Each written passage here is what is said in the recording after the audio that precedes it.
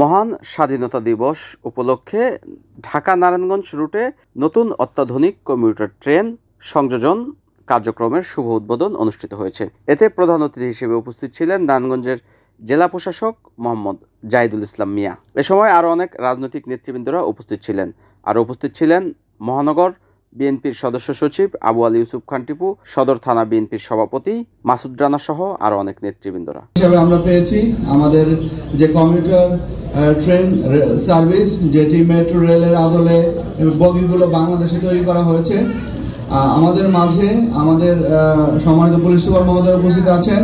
আমাদের এখানে বাংলাদেশ জাতীয়তাবাদী দল এবং জামাতে ইসলামী বাংলাদেশের নেতৃবৃন্দ উপস্থিত আছেন এবং অন্যান্য নেতৃবৃন্দ আছেন। আর পাশাপাশি সেই রেল ডিপার্টমেন্টের আমাদের ডিআরএম যিনি এসছেন। আমরা প্রথমেই ডিআরএম সাহেবকে বলবো যে আপনার রেল সম্পর্কে কিভাবে চলবে, কতবার চলবে, এই সম্পর্কে আপনি আমাদের একটু ধারণা দেবেন। NAN TV, Narayanganj.